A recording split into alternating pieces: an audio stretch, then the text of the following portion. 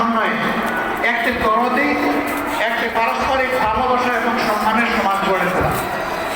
আমরা সেই সমাজটাই দেখতে চাই। বাংলাদেশের কর্ম উপযোগী 70% মানুষ হচ্ছেন তারা কর্মজীবী, তারা শ্রমজীবী। 70% মানুষকে উপেক্ষা করে কোনো সমাজ সামনের দিকে এগিয়ে যেতে পারবে না। তবে এই যে কাঙ্ক্ষিত সমাজ আমরা যেটা চাই, যে সকলের সমন্বয়ে সহযোগিতায় পারস্পরিক বোঝাপড়ায় সম্মান এবং ভালোবাসার ভিত্তিতে আমরা একটা ত্যাগশীল সমাজ করব, সেই সমাজ আল্লাহর আইন ছাড়া কোনো কিছু দিয়ে গড়া সম্ভব নয়।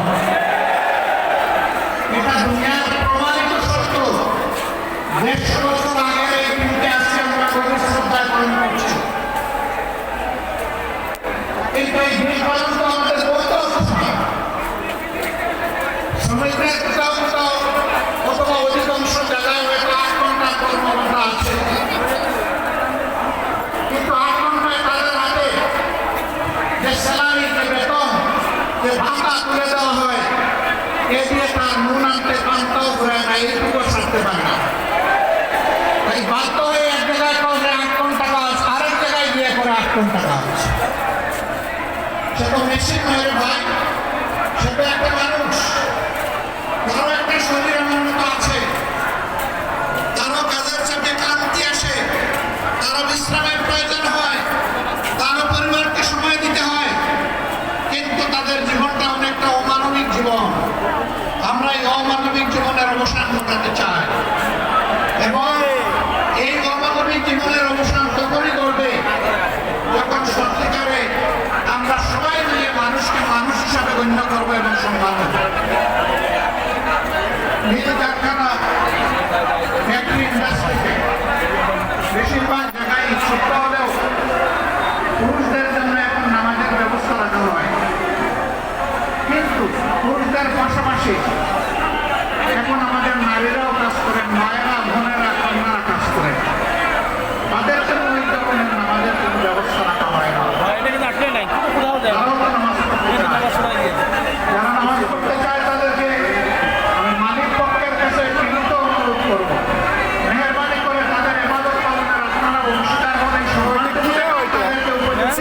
ওইখানে মানুষ বসছে চেয়ারের উপর পা দিয়ে আমার এখানে পা দিয়ে অনেক ভিডিও করা লাগবে। মিডিয়ার লোক আসছে,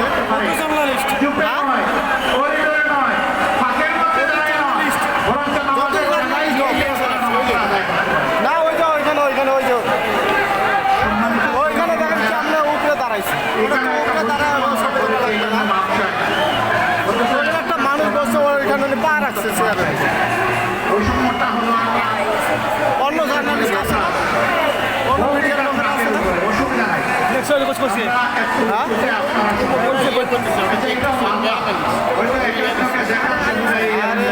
আমি ওনার কথা বলছি। আপনাদের মুখটা সূর্যের দিকে আর আমাদের মুখটা ছায়ার দিকে। কষ্টটা আপনাদের বেশি হচ্ছে দীর্ঘক্ষণ ধরে আপনারা বসে আছেন। এখানে হয়তো বা আয়োজকদের এর বাইরে কিছু করার ছিল না। এই অনিচ্ছাকৃত যে বৈষম্য, আশা করি আল্লাহ তাআলা আমাদের ক্ষমা করবেন, আপনারাও ক্ষমা করে দেবেন। শ্রমিকদের প্রতি আমার একটু ভালোবাসা, অন্যরকম অনুভূতি আছে। আমি বিশ্বাস করি, অন্তর থেকে বিশ্বাস করি, শ্রমিকরা রক্ত পানি করা ঘাম জড়িয়ে যে অর্থ জোগাড় করে এটা হালাল। সুতরাং তাদের গায়ের ঘামটা আমার কাছে আতরের উপর। কি একটা যখন কোথাও কোনো শ্রমিকের সংস্পর্শে যায়, তাদেরকে হাত নাম থেকে বিরত রাখতে চায়। আমি টান দিয়ে বলি, আসো ভাই তোমার সাথে একটু বুক মিলাই, কারণ তোমার বুকের ঘামটা আমার জন্য আপন। সুগন্ধি, সৌভাগ্য